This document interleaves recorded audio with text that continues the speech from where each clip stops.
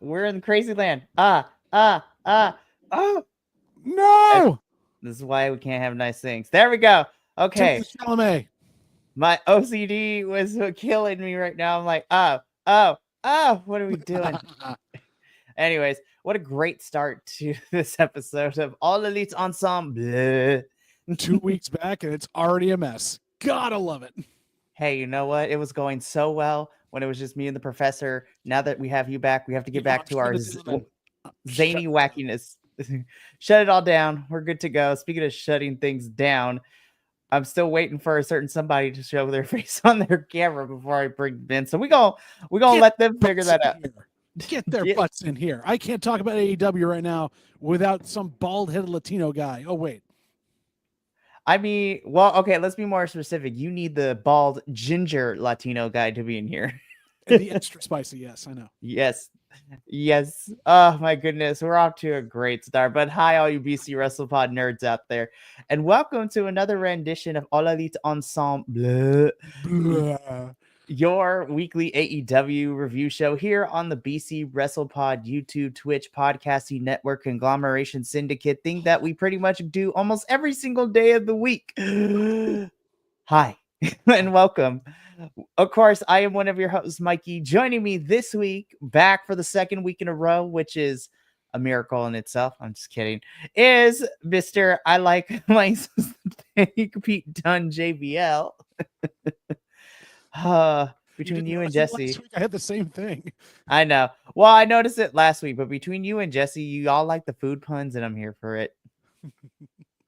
You truly. I'm so happy to be back again, and I'm trying to be here as much as I can. Although I might be giving myself over to a monthly wrestling program, but we'll talk about that later. But I'm just excited because AEW, for all of its faults and losing people left and right, like Ray Fenix today, is still on track for a really good revolution.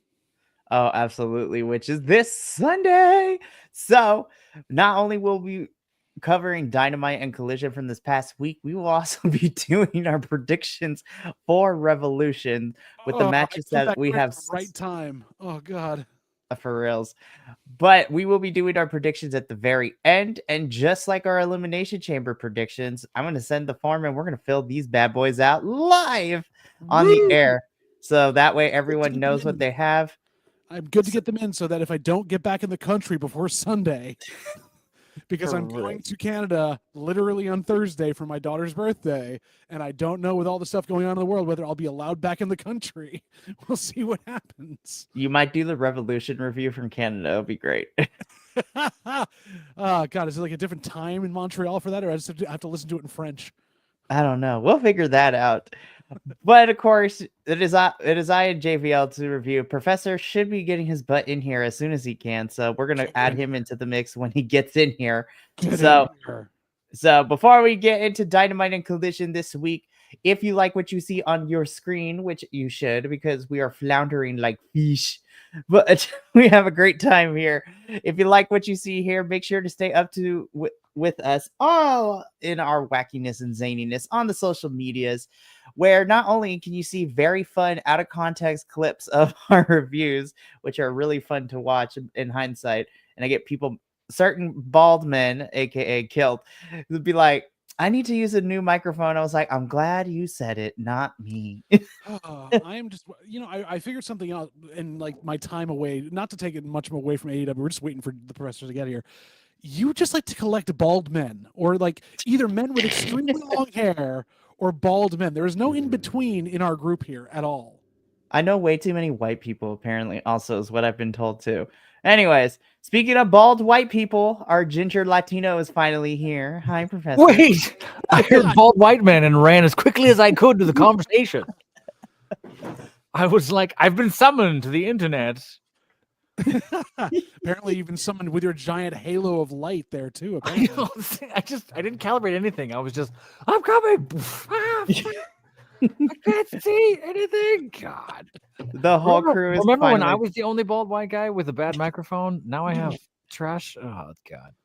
Hey, you're like leagues ahead of everybody else at this point. I'm using free bus tour headphones because my dog ate them. I mean, you made choices. In this Yeti somewhere. Every now and then it sounds like I'm at a Jack in the Box drive-through. I'm a mess, man. Jack in the Box. You merely adopted the dog. Like, what? This is what your body feels like without fiber. I'm a ciabatta. Oh my! I've missed this chaotic trio. I am so glad we are back. So, go, Mikey, go. So now that the professor is here, follow us on all the social medias. We do out of context clips. We do report cards for the weeklies and the pay-per-views, and plus fiber. Anyways, and plus we also preview what you can expect from the weekly shows. So thank you all the wrestling companies and your social medias for providing those cards to you. Except AEW, I'm gonna yell at you later. How come I have to go to Fight TV to get all the good looking pictures for these slideshows? But anyways, I digress. So let's get into it. We got a lot to cover: Dynamite, Collision, and then Revolution Predictions.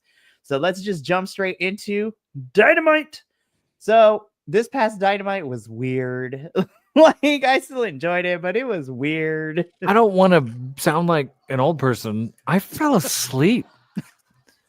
And I don't. I'm not that. I'm usually really good about that. The Will Ospreay match was great. And then at some point I woke up and went, why is Willow murdering her with a chair? And then had to go back. I was embarrassed. I'm embarrassed to say that out loud, but I was like, yeah, this is a weird Dynamite. I will agree with you. It's the millennials in us. It's catching up to everybody. Ugh. I'm getting there. I watched the whole thing through, but yeah, you're right. It seemed a little like they were going in 4 different directions, and also again, for me, it just felt like old AEW, where it's like we have no idea what we're doing going into a pay-per-view. We're just gonna throw everything at the wall. Right, which is we'll discuss that when we get to certain parts. Looking at you, Death Riders. Anyways, so let's get into it. Dynamite opens up where we kind of get this dual thing where we get a kind of MJF appearance as he's getting his double or nothing tattoo lasered off. And so we're watching that while he cuts this promo, which was really weird. And then we couple that with Hangman Aggro Page also getting into the ring to cut said I just promo. smelled a fart. And that's exactly what this picture is. Like, oh, Hangman Aggro Page. I mean, he cuts the promo we knew he was going to cut against MJF. And then things get crazy because MJF comes out with a bloody towel. And then we get shown up on the Titantron that no longer corporate Christopher Daniels has gotten beat up, which then causes Hangman to go check on him in Quebec. In Quebec? That's in Quebec. Quebec. In the Tabernacle. Yes, Tabernacle. Exactly. I mean, I have nothing else to say. That's literally what happened. Yes. Does it look like MJF is in a community theater production of 10 Little Indians? Yes. Is he trying to Good knowledge. Good knowledge. Is he trying to get across that maybe Hercule Poirot is his favorite type of detective? No one knows. But when you have Christopher Daniels involved, you have to make those Agatha Christie references, or else he won't come out. I feel like I'm in the minority. I like those movies. Anyways. Oh, no, you're not. You're fine. There's something very community theater about AEW's promos since January. Yeah. I'm not sure what it is. If they're just trying to, if there's someone coaching them, like, we got to up the theatricality, guys. Like, there's just, even Adam Copeland, which we'll talk about. Like, there's just something about, like, you're really laying it on thick, and it's okay to do that, but we're missing some of that. What's a cool word I can use? It's just coming off disingenuous, right? It's not authentic. Some Say it again? Some veracity. Sure. Yeah. There's just something off, and I'm not quite sure. A lot of the matches have been great this year. So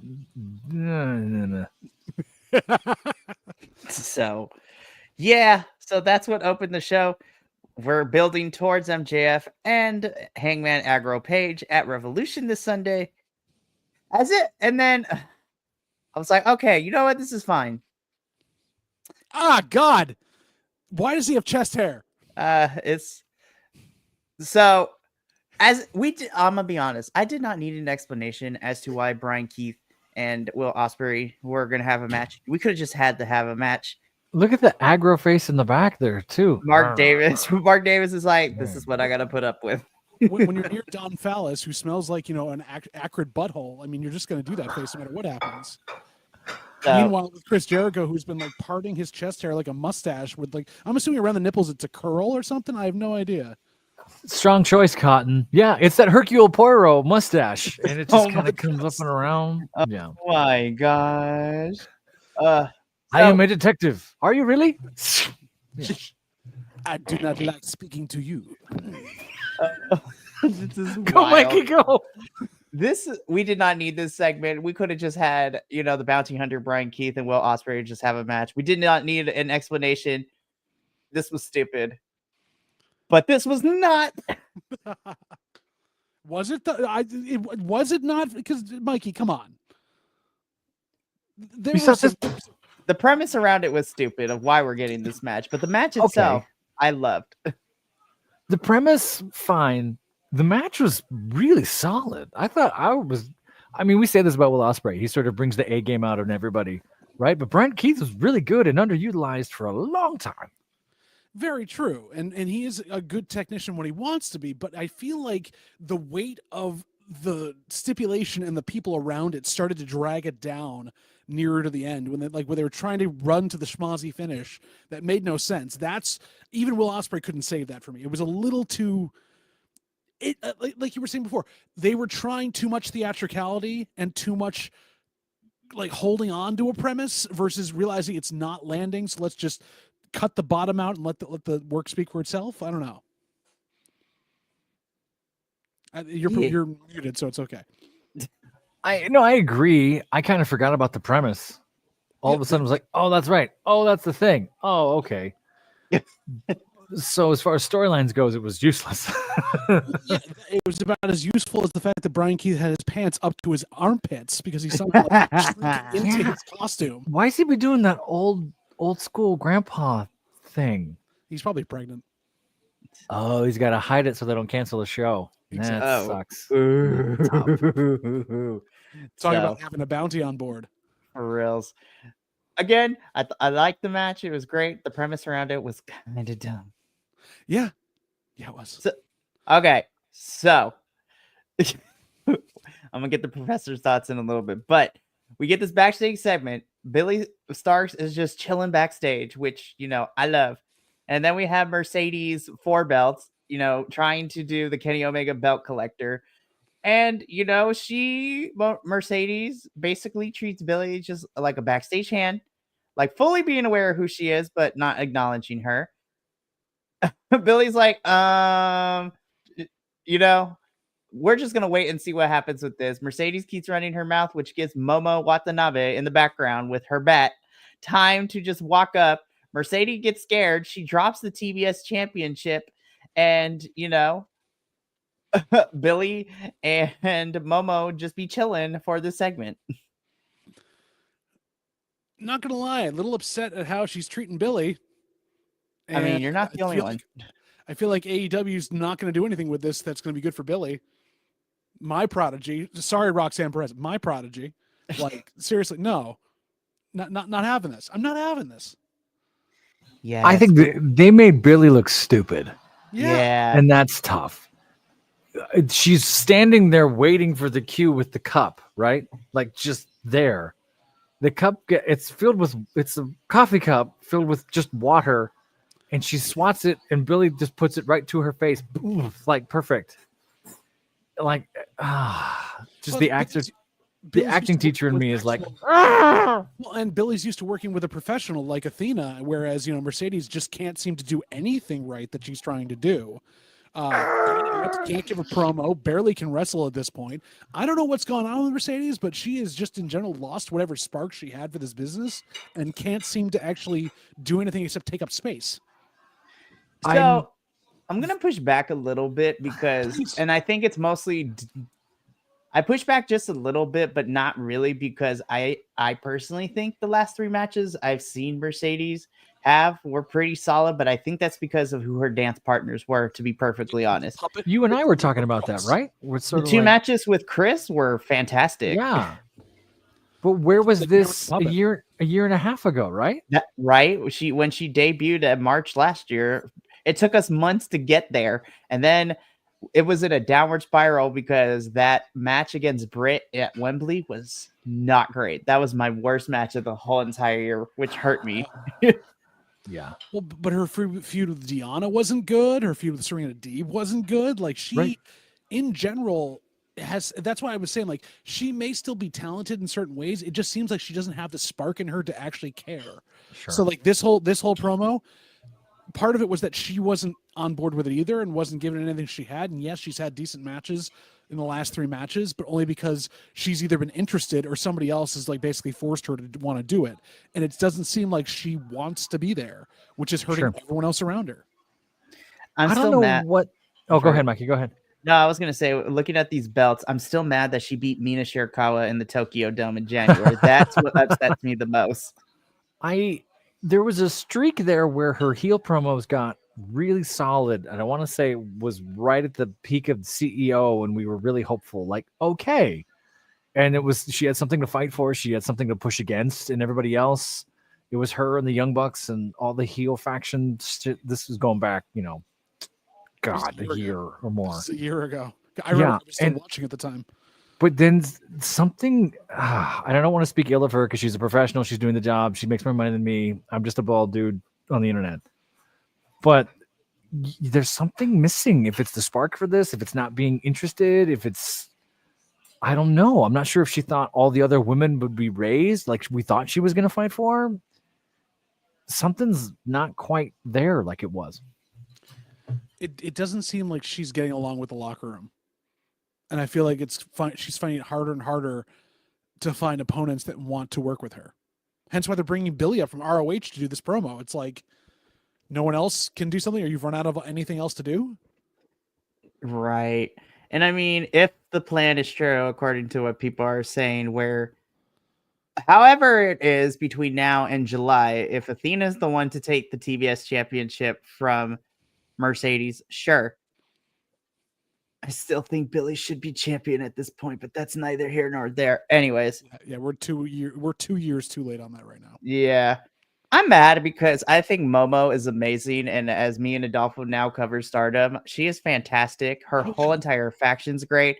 It just makes me sad, and we'll talk about it during predictions. There's no chance in hell she's walking out as the winner, which makes me upset. Because then I'm like, why are we having this match then? Because we have to fill to the next one.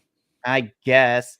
Which is crazy because the next one is Dynasty, which is literally like 4 weeks later. But anyways. Billy, I wish you and Momo were being used better. Mercedes, yeah, you were there. Los Outrunners. This is the other thing. I will forever stand the Outrunners. I love them so much.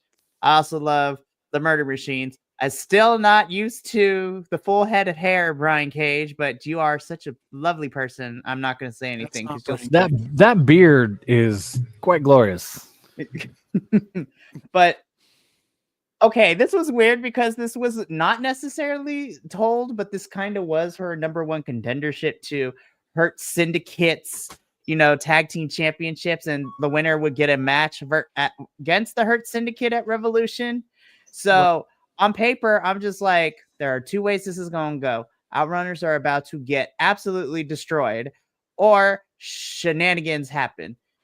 And I was kind of right on the second part, but it was mostly so match itself went the way I thought it was going to.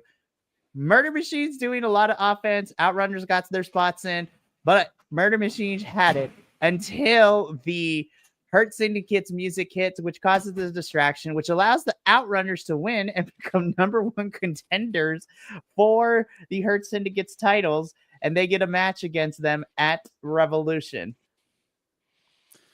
On the one hand, I'm excited because any more Outrunners on my TV screen, never going to complain.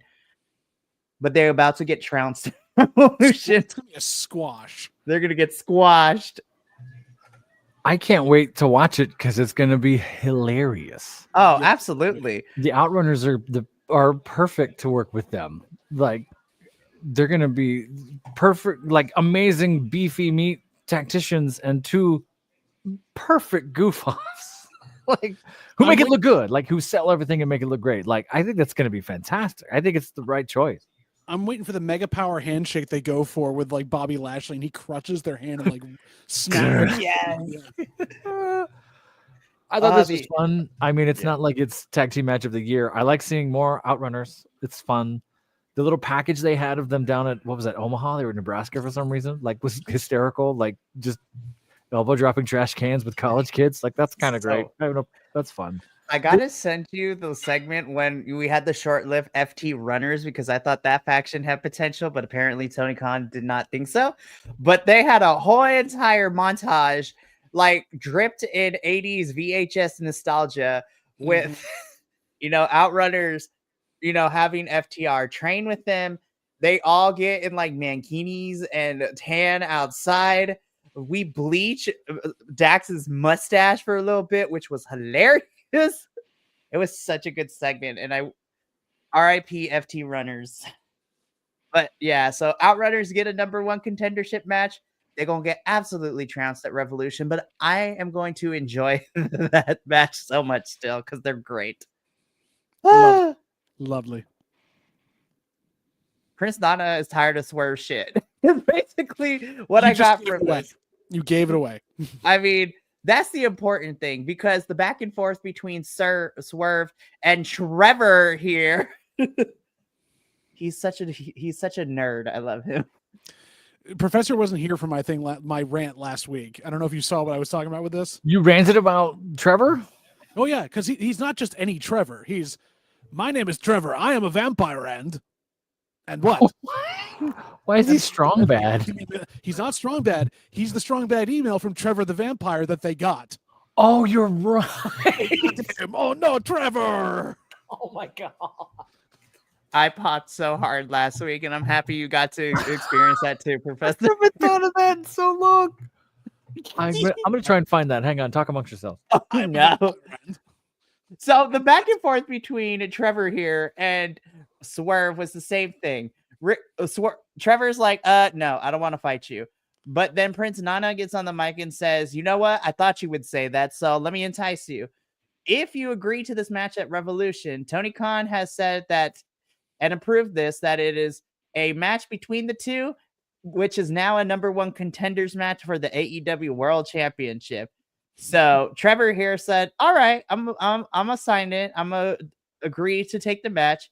And when I beat you, we'll see about that. And then of course, Trevor goes, as his new thing now. So that and screw your local sports team. I'm an Eagles fan. Yep. Absolutely. Trevor from Hampton, Maine, and I was wondering if you could I'm a vampire and Oh, that's all I'm ever gonna see, poor guy. Anyway. Yeah. And like I said, after Trevor goes to the back, Nana gets on the microphone, talks about how important that coat is, and that Swerve needs to get it together, because if he cannot, Swerve needs to revisit that dangerous persona that made him, whose house? Swerve's house. And if he can't do that, Prince Nana doesn't know if he could take any more bullets for Swerve. And so this is kind of the ultimatum where, again, Prince Nana is tired of Swerve shit. We're getting Nana and Trev. It's going to happen. That's exactly where we're going. Nana is going to start being the manager for Trevor here. So Swerve needs to get it together. Who knows if whose house will get it together? Trev's house. He is a vampire end. It's such a funny bit. On paper, this was so many great guys. Yeah, on paper, I was excited about this. Don't know if the execution lived up to what I wanted. It wasn't bad, but I will say, spoiler alert, when I saw Adam Cole pinning Daniel Garcia was me as well. Well, the haircut's the same. I know. Piss off. Why was he in Hulk Hogan gear? I don't know. And that was baffling to me. I'm like, There were why? A lot of strange decisions here. I was like, Daniel Garcia, you are just one color away from hot dog on a stick uniform. Like, what is happening? Basically, like there was, they did standard trios tag stuff, which was fine. The first half of this, I had no problem with that. Strange ass ending. And then having each other's back. Yeah, it was crazy. It was odd to create this sort of tower of, this human car wash position in the middle, and then go, oh, okay, what are we going to do? And then to miss the tag. Just an odd ending. And I don't know. It looks like they got like less than 5 minutes. This was not very long. I'll try and get a timestamp, but it was quick. It seemed thrown together. It is thrown together. Like, what? I was like, was Daddy Magic and Cool Hand Ange not available? Because that's who's been involved in this. Right, but obviously we're on Dynamite. They don't work on Dynamite, so why would they have them there? That's fair, I guess. I don't know. And plus with Adam Cole and the way it's going, like trying to go for some other, when you're fighting a guy that doesn't have usual backup, then it doesn't make any sense to make it a trios match. Just have them at ringside. For reals. This Daniel Garcia's usual like tag team who backs him up. They weren't here. And Daniel Garcia and FTR, I'm sorry, I feel like they don't have any character chemistry together. They don't. Again, and it's thrown together. That's what it was. It's thrown together. And Daniel, I feel for you. He looked like he was the son of whatever DNA got left behind when Kane had that hot dog cart match back in the early 2000s. Oh, there was DNA in that match? What do you mean leftover DNA? Eating before there was stuff there, so there was definitely some DNA left over somewhere.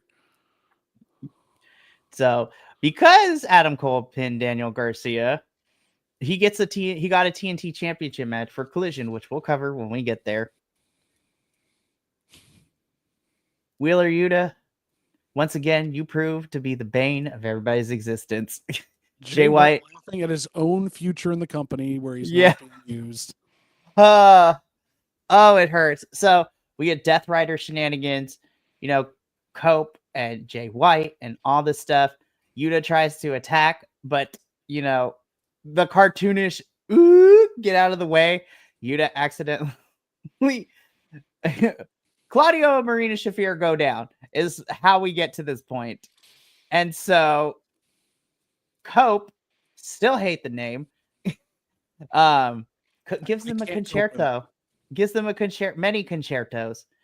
And then for some reason, Willow Nightingale comes out and gives Marina a concerto. And I would have, and here's where I have to say about this. Love me some Marina, love me some Willow. Why didn't they fight first before we get to this? It was just 2 backstage attacks and then Willow's mad. And so she concertos them. I'm like, but they didn't wrestle.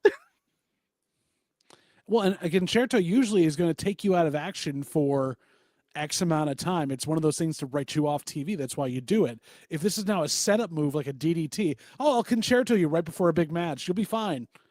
Why do you want to kill that off there? It's an extreme move. I have said it since their formation. I don't know where we're going with this Death Rider story. I have never known where we're going. And honestly, Tony Khan does not know either. Professor, any input you can give to this? I want to I really miss Blackpool Combat Club. I really miss the sort of direction and fear and I don't know, pointed nature of that. When I started watching AEW again and reviewing this year, this whole Death Riders thing just it's not hitting. And I think they're all wondering, why is it not working? Why is it not working? It's like, well, you guys don't even care.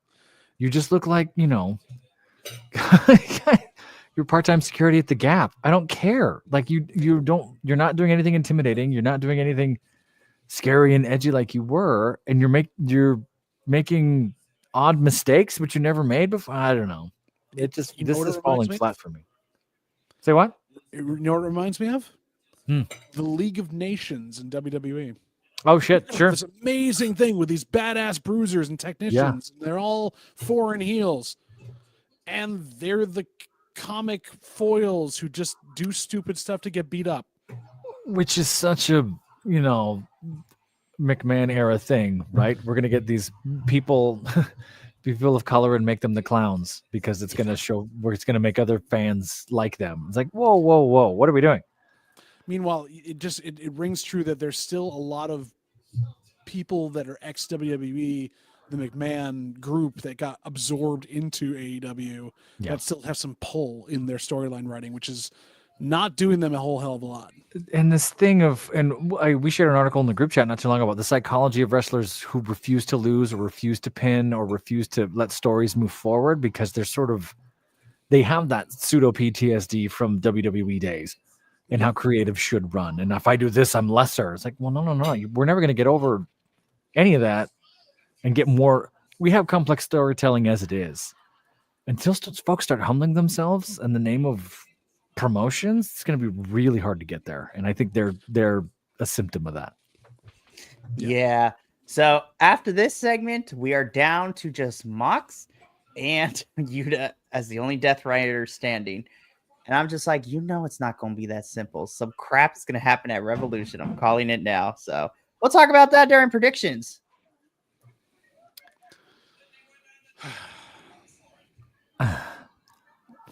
I love and hate this at the same time. Happy Harley Cameron's getting screen time, but not at the expense of Deonna Purrazzo. That makes me what expense? What expense? That's true. She hasn't built a reputation in AEW for being anything except a whipping boy. And she's got Taya with her, but no, I'm sorry. Why has Deonna Purrazzo been treated and run this way? That first 6 months and the first Tony Storm angle, and then just kind of not. Then she hit Mercedes. And they're not going to put her in the title picture right now. It's the same 2 women they've been doing for a year. So all you have left is Mercedes. She's fought her. They didn't have good chemistry or work well. What other title is she going to go after? That's true, huh? It's unfortunate. Yeah. It makes me sad. But I love Harley Cameron. Yeah. Yeah. It's just shitty that it's like this. Yeah. And it sucks too, because Harley's already beat Taya too. So I'm like, there's nowhere else to go with this. That boot that Deanna hit Harley with looked like it hurt Oof. a lot. It hurt Harley last week is where it hurt. Like, it was bad. Yeah. Yeah. And this wasn't a bad match at all. Like, they worked pretty well together. I think they had a little bit of a start-stop at the top. I'm not sure what that was, but it was a solid match. They got their 5-6 minutes ish, right? It's not bad. It's just unfortunate to see that we've come to this point, right? It speaks more volumes of AEW's women's division, where you have one championship which is wrapped up in probably the story of the year everyone's loving. Your other championship is around the waist of someone that doesn't really care to be there, and you can't get it off of her. Right. And you don't know how to write women's stories except around the belt. You're in Charlotte Flair territory where everyone just has to be about the belt. It's an interesting question. I don't know we'll ever find the answer. I don't know if there are any women working creative.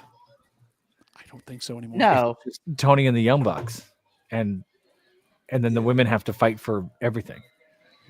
Yeah. And which sucks because, listen, I think Tony and Mariah's story is fantastic. And if the rumors are true, somebody needs to give RJ City the raise. But I think Tony Khan should let RJ City and maybe actual women writers be able to write more feuds, outside of championships. That's how we're going to thrive. Not just writers, you need women producers who are producing this match. Like, you need people that understand the psychology around it that they don't have. And I don't know if they do it, but I'm like, y'all literally have Serena Deeb. Like, that's one. And then you have you can bring in people, like, for reals. Anyways, again, I like the match. I just hate this for Deanna. And, I love Harley, but also now that her grand, showcasing in Australia is over, I think now we're just going to see her just fight people just to fight people, which sucks. Yeah, no. I was mad at myself because I was like, I didn't want to see this match because Takeshita is not losing. This was a great match. I'm mad at myself. I loved this match. I'm sorry. I loved this match hands down.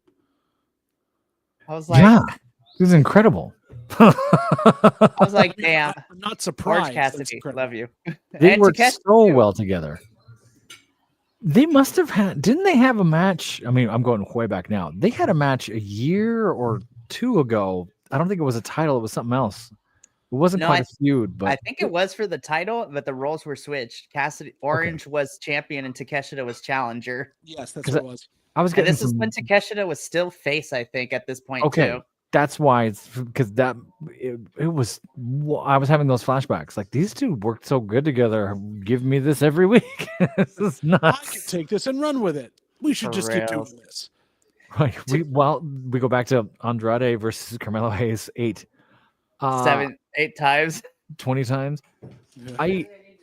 There was also a cool moment of how strong we got to see how strong Orange Cassidy is going up and get Takeshita in some of these spots that wouldn't have worked otherwise. I thought this was great. It didn't save the episode, but it did give me all right. I'm not wrong. I know good shit when I see it. Okay, great. Right. Here's a nugget of goodness in the amount of crap we've given you.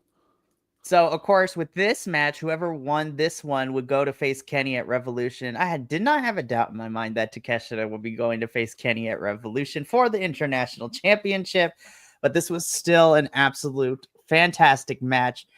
And depending on how the rest of his 2025 goes, Takeshita has already had some amazing matches in the last 3-4 months all over the place.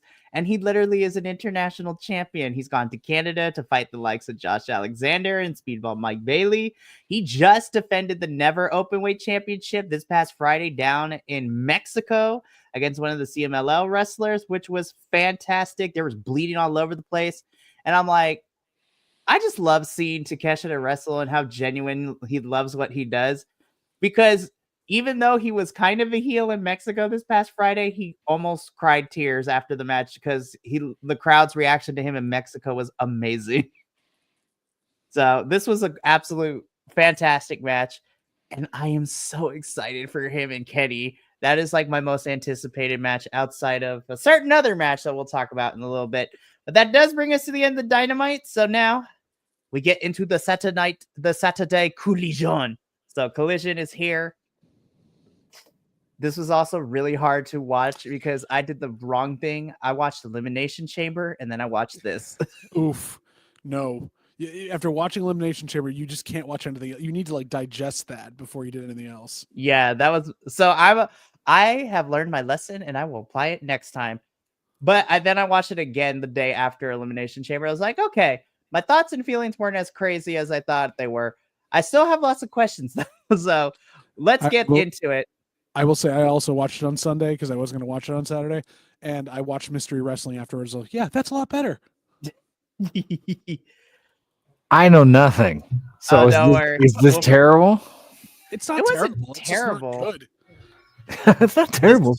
This was a weirdly put together show because usually, and Professor, you know this, some weeks Collision ends up being better than Dynamite, but it just depends on what we're doing on it. And this was not the week for it, unfortunately. I still enjoyed it, but this wasn't the week. They knew they were up against Elimination Chamber anyways. They probably weren't going to book the best show they could. No, they weren't. So let's dive into this. And we're already starting with some craziness and some tall. Yeah, okay. So this match was made because of the brawl that kind of happened on Dynamite. Yep. So after that trios match between FTR and Garcia versus the Undisputed Kingdom, this was a weird match because it ended, but Kyle O'Reilly had his foot on the rope, and Dax did not want to win that way, so they had to restart the match, and then it wasn't even 5 minutes later where Kyle and Roderick won. I was like, this was weird. I was like, what is happening? Where are we going with this? Like, what? This was weird. They were trying to find a way to showcase that, FTR really are the good guys that want to win by the right way, which they never have before. They just want to win anyways. And Kyle is one of the two that doesn't cheat as often, even though he does. So I don't know. It's weird. This was weird. I like the match, but that false finish and restarting the match kind of was like, oh, damn it. I was like, it's getting convoluted. It took some points away from me, but I still liked it. It was fine. This was more convoluted than the 7 out of 13 falls match I saw during Mystery Wrestling. Also, Sasquatch always wins. I kind of want to go look that up.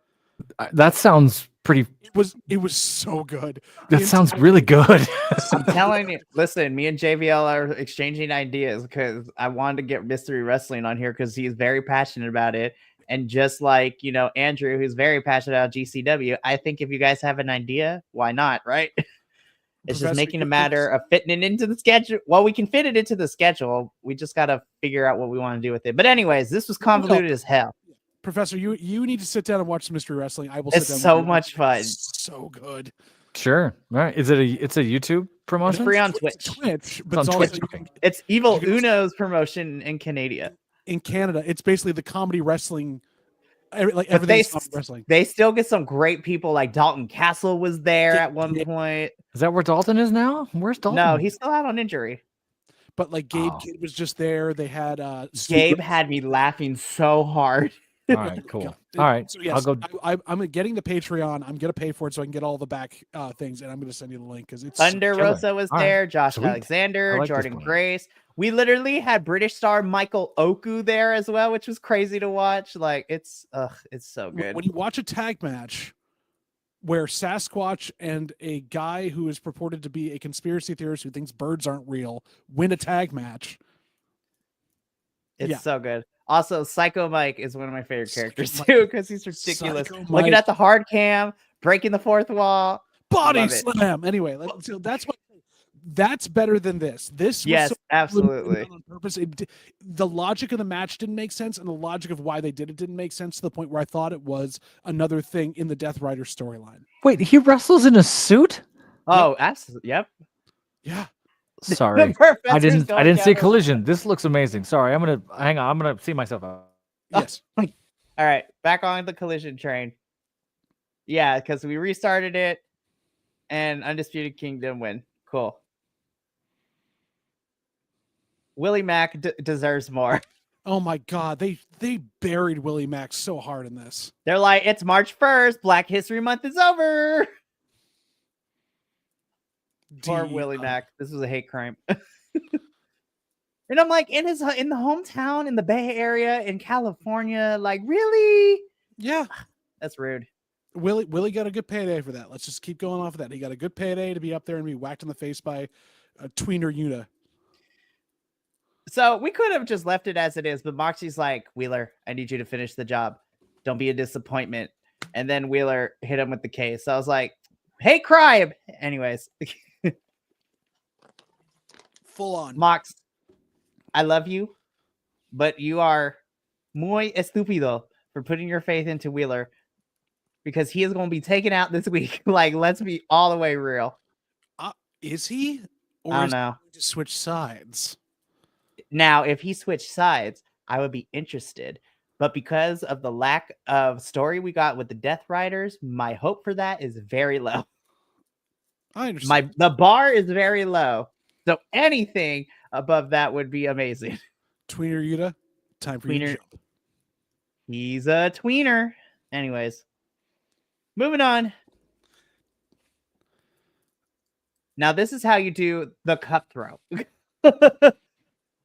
You go, Billy. She got her revenge. Is that like a beer? What'd she throw on her? I don't know, but I loved it. It was more compelling than Dynamite. Wow. Yeah, the golden color of that is a little disturbing. Yeah, that's oddly specific. Billy's like, you know what, Mercedes? Piss off. Just psst. Yeah. Mercedes I'm not going to get belt back, demonetized. There's a lot of things to say. Golden showers. Anyways. We're far enough in. I don't care. Not gonna yuck any yums on there. People enjoy that. Enjoy that. So Billy Starks, love you for it. I don't know. It's crazy because it's gonna be Mercedes and Momo at Revolution, but I'm like, are y'all building Billy and Mercedes? I'm like, this is weird. Obviously, it probably won't be on ROH, but you know, you never know. It's getting kind of convoluted that Billy's up here and then she's still in the middle of this weird will they, won't they break up storyline with her and Athena, which should have culminated in Billy taking the title from her at Final Battle, but that's neither here nor there. Every time we see Billy, but that's just not worth it to Billy. Billy is so much better than that. She is much more talented. And hey, little new blood in the AEW women's locker room. Sure, I'd love it. She would kick ass up there. Yeah. But we know what her trajectory is going to be, not being utilized right. Anyways. Tony, you are single-handedly carrying this women's division on your back. I saw this photo and went, what in the hell? This is probably match of the night. Let's just the promo. And this is where Tony confirms that her and Mariah's match at Revolution is a Falls Count Anywhere's match. Yep. So I'm like, they about to destroy each other. Please let them fight backstage, fight in the audience. Make it an unofficial Stadium Stampede match and just let them fight everywhere. I want them... Tony Schiavone. You know what would be hilarious if, through the power of editing, somehow they go backstage and then they end up showing up on the set where Ben Makowitz talks about the Turner Classic Movies and Ben's there and then Mariah and Tony are just fighting in the background and then they go off frame and then come back to the stadium. Like Tony, you could take that idea and just give me credit and I would not be mad about it. No. But again, now it's Falls Count Anywhere for this Hollywood ending match. Cannot wait. Swerve beats Clark Connors, which, I figured he would. More Clark Connors. Clark is so much better than what we got, but, I digress. Phil Connors? Not Phil Connors, Clark Connors. Ned! Sorry. Yeah. I was like, this is a New Japan star, and this is what we're doing. Okay, it's fine. Whatever. They need to build him back up with local talent, which is Clark Connors. Whatever. I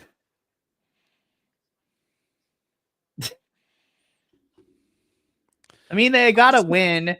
Yeah, but I don't understand the pairing. I still don't like this. I don't get it. I don't get it either.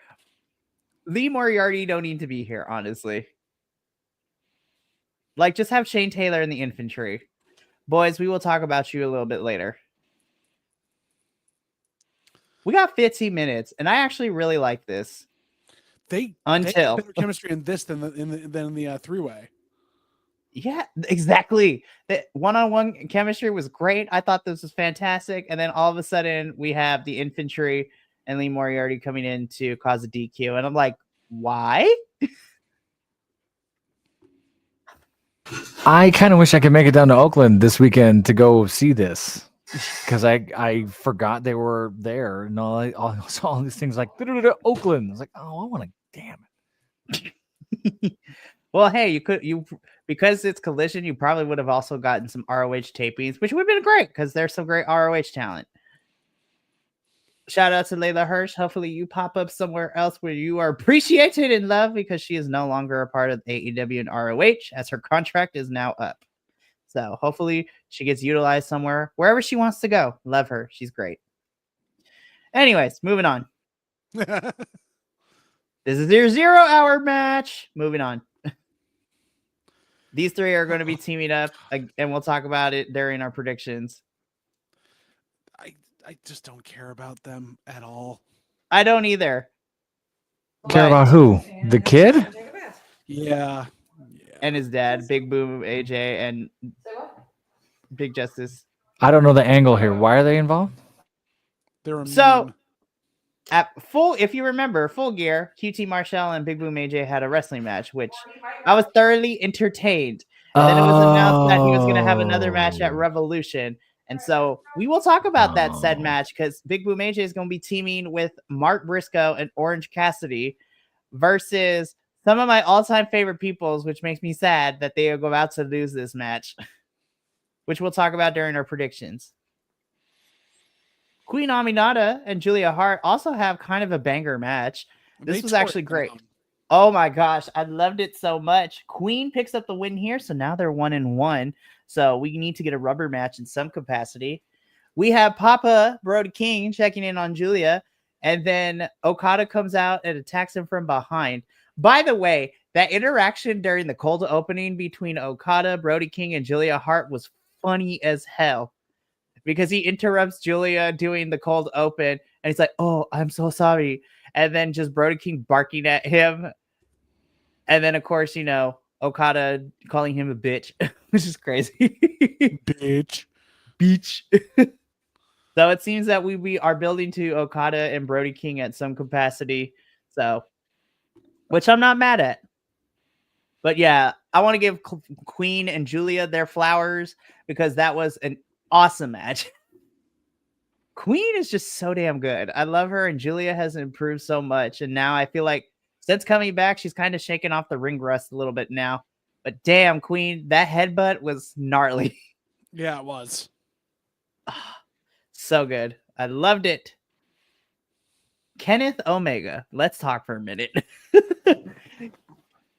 I love when you just get Kenny in a room by himself and just let him with his thoughts, because those are some of my favorite Kenny promos that we get. And he's like, "I'm not upset. I'm not angry, but Takeshita, you better be ready, because I'm going to take that title from you." I'm just like, yes, Kenny, talk your shit. I did half expect someone to like come in behind him in order to like freshen the room up, or to like, you know, put like housekeeping was coming in. He forgot to put the thing on the door to not be disturbed, because it was just that weird lighting, just a little bit of like, why are you doing this from a hotel room? But still.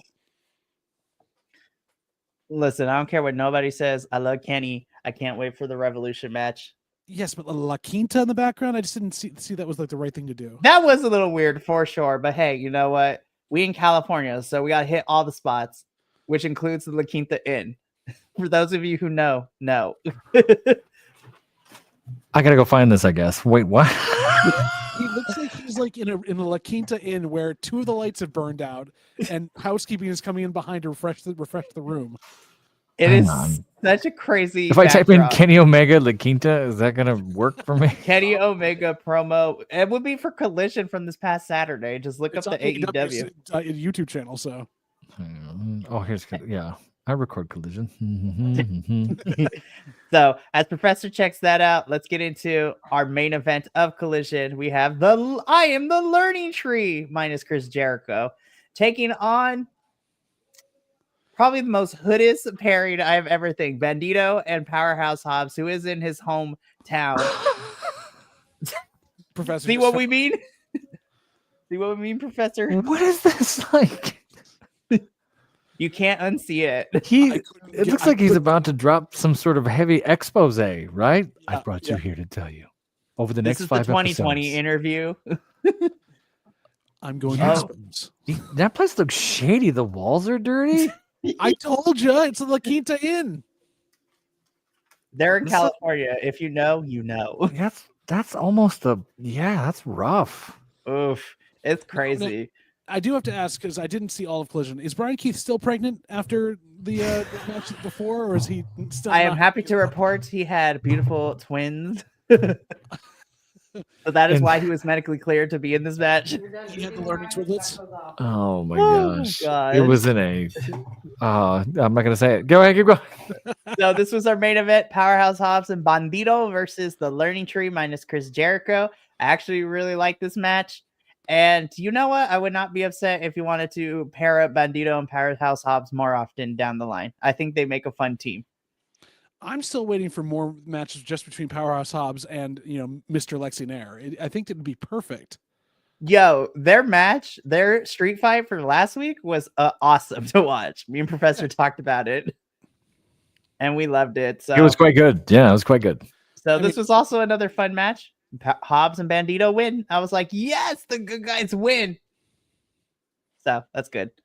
And that brings us to the end of Hola Lita Ensemble. But we are not done. We've gotten through Dynamite and Collision. We got one more thing to do, though. Powerhouse. Listen, if I could interview Powerhouse Hobbs, I would actually legit die happy. I feel like Powerhouse would sit down for a local like us. Like some of these folks, you just I feel like he would. He's so great. I love him. with But our anyways, luck- with our luck, he definitely could be. Just Mikey, just show up, see what happens. for reals. Formerly known Ali, aka the Bunny, if you want to be on here. I mean, She why was not? just close by to me. She was up here in Gatineau, Quebec. I mean, come on. It's crazy. Alrighty, so that horror podcast with the professor. yes. Listen, we're trying to work on something here. Me and Minnie are not going to stop. Get a cameo from Shotzi to give to the professor. I mean, she's not gonna remember me, but that'd be wild. But Hi, we were anyway, in a horror film in a ghetto. Do you remember 15 years ago? and to get her. Anyways, so that takes care of Dynamite and Collision, but we got one more thing to do. So enjoy this 10-second dance break, and then we will get into our AEW Revolution predictions. So don't go far. Wait, what? Yeah. Here we go.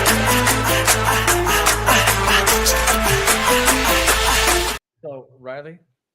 I love a good transition. So now we got one more thing we got to do.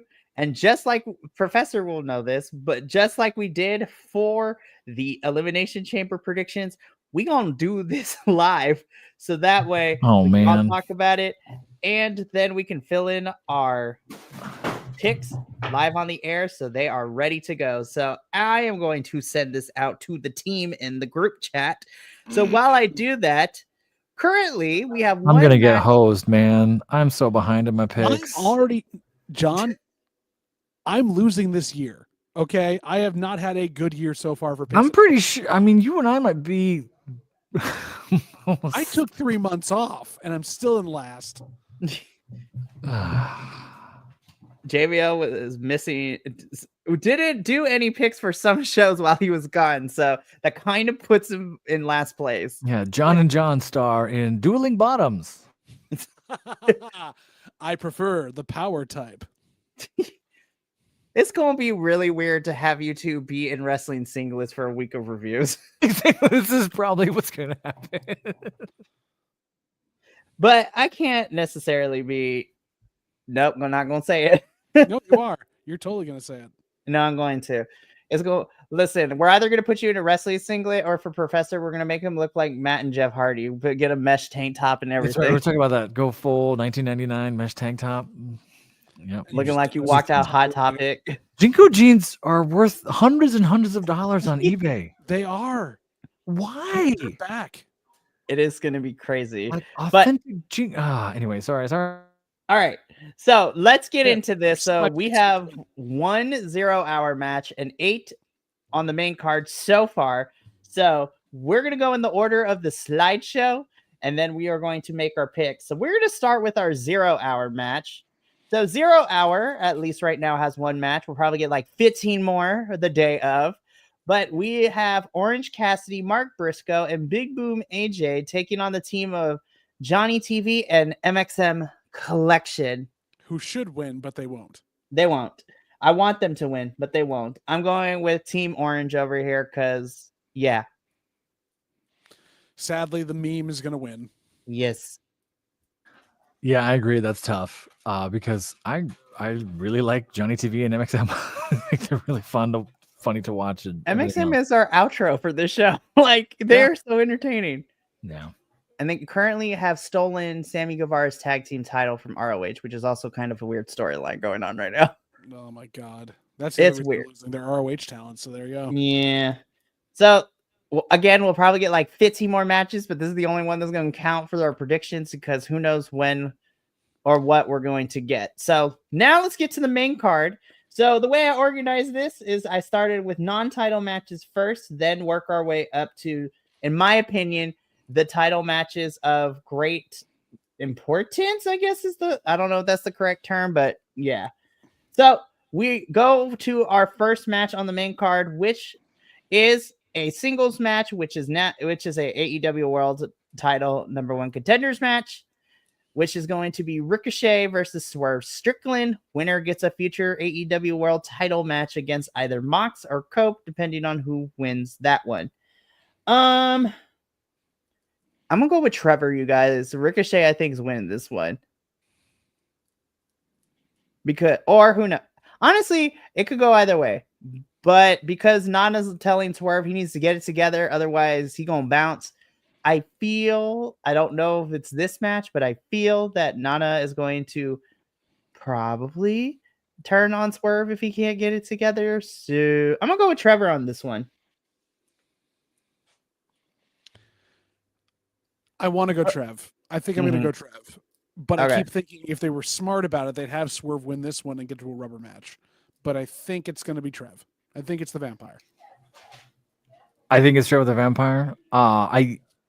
But I also think, and I can't not. We're looking at this through a lens of 2025 Elimination Chamber, and like trying to get the headlines back a little bit. So I think this could potentially be the Nana betrays Swerve. Trevor takes the win. It could happen this soon. Like they got to do something now to try and get any kind of headline, anything, right? Pretty much. I think they might. I hope they don't overdo it because that's what Tony Khan tends to do: is be like, "Let's pull the trigger on everything," and then it turns into this mess. Big muddied mess. What are you saying? The man with a cocaine addiction has problems, editing stuff he's A got? billionaire with a cocaine addiction that runs a football team? Yeah, I have a feeling he doesn't know how narrative Crazy. works. I think it's Trevor the Vampire. All right, so we all have gone with Treasure the Vampire in this one. So let's go to our next singles match. This one with an actual official graphic. So this is MJF versus Hangman Aggro Page. He still looks like he smelled a fart. And MJF looks like he farted. Exactly. Look at all the sequence coming out from said. It's like, fart. God. I don't know, you guys. I have to flip a coin on this one because I'm I can going make a aggro. case for MJF and I feel like Hangman kind of needs to win this one, especially if we're going to solidify him back as a babyface. Yeah, you know what? Aggro Craig. That is true. You know what? I'm going to go with Hangman Aggro Page. I think it's MJF shenanigans. I think something's wrong. Nice. Love that. I think it's MJF with shenanigans. I don't know what. I think it's something weird. I think it's a strong match. I think they do really well for each other. I think if MJF wins, we have a reason to see more angry Hangman. If Hangman just crushes MJF, well, what else does he have to do right now? It's true. It's very true. Alrighty, JVO, who you got for this one? I said Angry Man Page. Okay, cool. So 2-1. Great. Okay, so now last single non-title match, but boy howdy, I want these two to kid brutalize each other. Will Ospreay versus Kyle Fletcher in a steel cage match. This is the rubber match. Will got the first one. No, Kyle got the first win. Will got the win in Grand Slam Australia. I'm going with Ospreay to win the feud. But man, I'm excited for this match. I hope these two bring it. I think it's Ospreay. This might be match of the night, but yes, Ospreay wins. How is this not? They're gonna do crazy shit. Well, again, like I said, like now it's sort of we got to get the headlines back. Okay, Ospreay and Fletcher, go try not to die for 20 minutes. Put this in the middle of the card, please. Don't open up the show. Don't put it towards the end. Put it in the middle. You don't want this as the second to last match? No, because if Kenny and Takeshita go on before that, these boys are going to have to fight for that. Space it out, because this one and then honestly, Kenny and Takeshita are probably like my two hypest matches. Well, and then Mariah and Tony, but you know. I want Mariah and Tony to end the night. I want Me too. Main event. It's the Hollywood ending. Let the main event. It has to. How could if it doesn't, something's gone horribly, horribly wrong, right? Like Tony Khan booking things.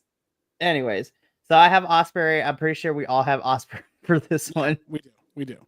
Cool. All right, now let's get into the championship matches. First one, AEW World Tag Team Championships. The Hurt Syndicate defending against the Outrunners. In a perfect world, I would love the Outriders, but there's no way that Hurt Syndicate is losing these things. I mean, part of me wants that to happen. I want it to happen too, but it's not right now. It'd make a great story. No, I honestly see like Cedric Alexander is making his debut and saving the titles for them. Yeah, I think it's got to be Outrunners. Or not Outrunners. my brain going, but I want it to be. Yeah. I think we all want the Outrunners to be tag champs at some point, but I think Hurt Syndicate holds on to them because I think we still go through the murder machines and then figure out what we do after that. So I love you, Outrunners, but you are not going to win. But I am okay with this kind of squash match because I think the Outrunners do beautiful whether they win or lose. I love them so much. And we haven't gotten to a point where I get tired of them losing yet. Anyways. So predictable, but one that I'm okay with. Predictable and one that I am not okay with. This is a disservice to Momo Watanabe because we know she can go, but Mercedes is winning this one, and it makes me. Other championship she holds on to, I could say Momo would have a better chance, but it's the TBS championship. Yeah, I think we're gonna let Mercedes hang on to that championship until she gets over. Which might be a long time. Until Jamie Hayter takes it from her. Wolf. Tony, you need to fix this visa issue for Jamie. That's why she's chilling in the UK right now, because visa issues. Like what? Like work visa. Well, she didn't want to work for MasterCharge. I'm much more of a Discover person myself. Oh, that explains a lot about you. So you're not taken in most places. Yes. So we all pick Mercedes, which is very sad to say, because I would love to see Momo just. Now, had this been for the New Japan title, then I would be like, Momo had a chance. Momo had a chance, but she does not. No. Because for the TBS. If Mercedes is feeling it, it's going to be a fun match to watch. I was like, Mercedes, we have seen you fight other girls in New Japan, and you have done pretty good with them. Don't disappoint me in this one. She will. Anyways, banger. I am so ready for this match. Again, they both farted. Yes, I was thinking the same thing. So we have for the AEW International Championship, Konosuke Takeshita versus the challenger, Kenny Omega. I love Kenny. I think this match is going to slap. I have Takeshita retaining here. I don't think Takeshita is losing this. Because I still think we're getting Kenny and Okada at Y'all in Texas. So Here's what I'm saying, because they're talking about combining the international and the Triple C Cup championships together. Omega wins it so that he combines the belts when he beats Okada. That could also be a thing. That's interesting. So I'm going Kenny in this one. Ooh.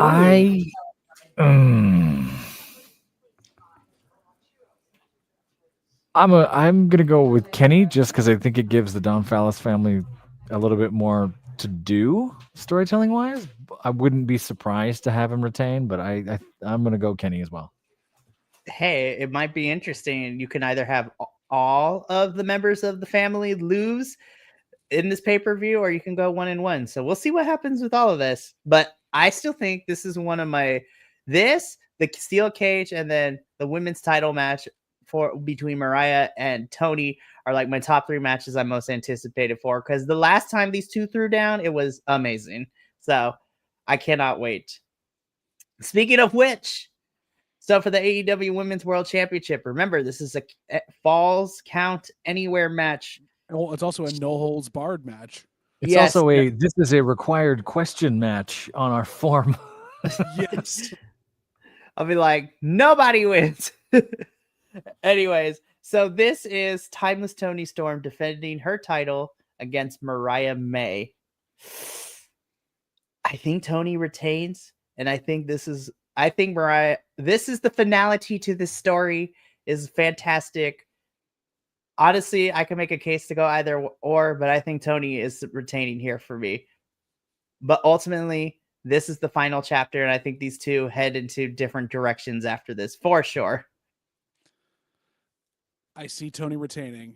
I see a weird filmed promo in the next couple weeks after that with Mariah May being rebuilt and made into like a Darth Vader-esque character. Where she comes back from dead.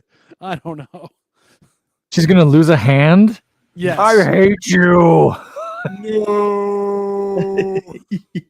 She wakes up in the hospital. Who won the match? Toni won. No. I think it's Toni. I'm not saying this has run its course, but I think we're closer to the end than we are to the beginning. I hope it never ends. I want to see Toni. I want to see Toni Timeless Storm forever, but we'll get there. I think with this feud, I think we've run its course, but they can always come back and fight again down the line. But I think the current chapter, I think, is coming to its finality, and then we can get a sequel a year or two down the line. Let them fight other people for a little bit, have them go in different directions, and then bring them back if you want into like a year and a half, 2 years. So, but for this venture and this final chapter, for chapter 1 of this story, I got Toni. We all got Toni retaining, which leads us into our final match. And unfortunately, what probably is going to main event. I want this match between Toni and Mariah to main event, but knowing AEW booking, this will probably be our main event, which it is what it is. The AEW World Championship, Moxley defending the title against the rated R superstar Cope. So, funny enough, I have Cope winning this one, but not for the reasons that you might think. I think Cope wins, and then this is where Christian cashes in. I can see that.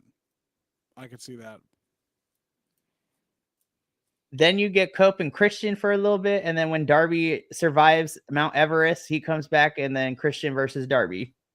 That's in my little head. But I have Cope winning this one, but he ain't going to hold that thing for long. I honestly forget what I put in the form because I didn't care about this match at all. But I think I put down Cope. Which is also very fair, too, because nobody cares about this match. I don't. It's a shame because I absolutely should care about this match. If you had told me this match existed 2 years ago, I would have lost my mind. Yeah. But the build has not been anything for that type of match that it is. Is it going to be a decently worked match? Hell yeah. Is it going to be bloodier than we think it is? Yes, it is. But yeah, I think you're right with that, Mikey, though, too. I think Christian's cashing in. Yeah, this is a pick'em for me, too. I'll go Cope just because. Which, again, this is exactly why Toni and Mariah should main event. Yep. let this be the semi-main event, and then you have Mariah and Tony tear the roof off the place and main event the Let pay-per-view. this open the show. Honestly, I would be okay if this opened the show. On 0 Hour, John Moxley and Cope. Gosh, I can't even imagine the amount of 0 Hour matches we're probably going to get knowing Tony. So, but that brings us to the end of our Revolution predictions. Boys submitted everything. So now they are official record. And then this Sunday, we will find out. Oh, I'm going to get hosed. God, I have 3 months worth of zeros. Doesn't matter whatsoever. But if I remember right, I was way fucked. I had no chance. So, okay. I don't have the exact numbers, but let me paint a picture of everything. So,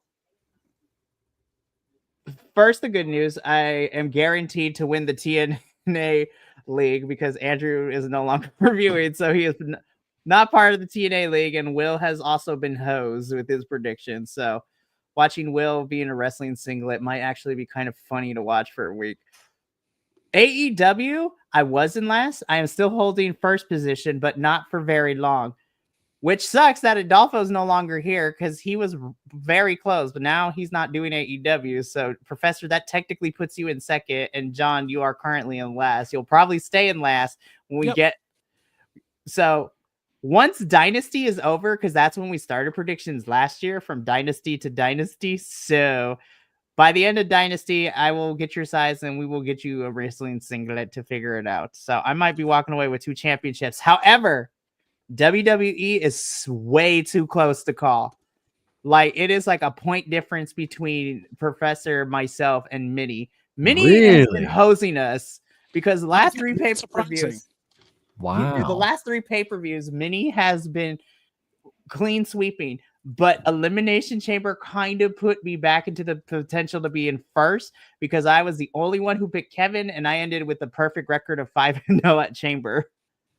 So, but man, it's getting close. I cannot believe we are almost at the end of our first year predictions league because it comes to an end.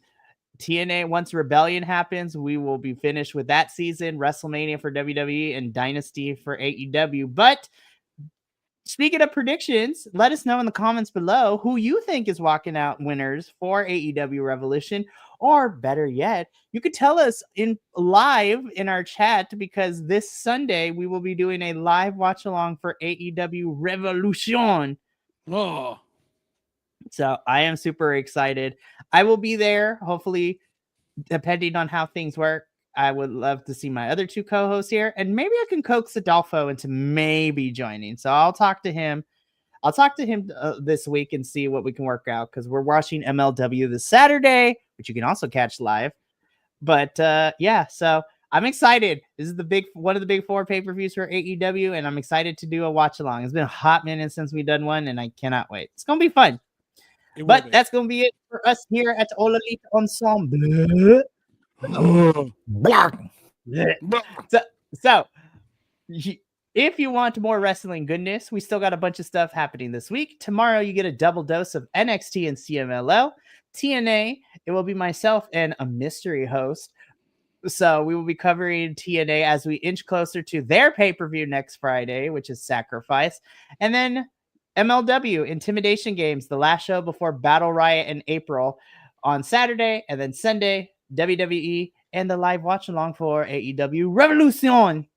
So, all of a sudden, we're now in French. But anyways, from my trio here, which I'm so happy that we had back for this episode, from the trio, it has been so long. Yes, and we'll talk a little afterwards too. For a little bit, but from us here at All Elite Ensemble and the rest of the BC WrestlePod family, remember, take care of yourself, love one another, stay iconic, and more importantly than anything, you always deserve to finish your story. We will catch you for more wrestling goodness this week, but until then, sayonara, adios, and MXM, play us out. Let's get out of here, Johnny TV style. Sebastian! You're in the shot, you bald idiot! You fool! The other way! Go! Go!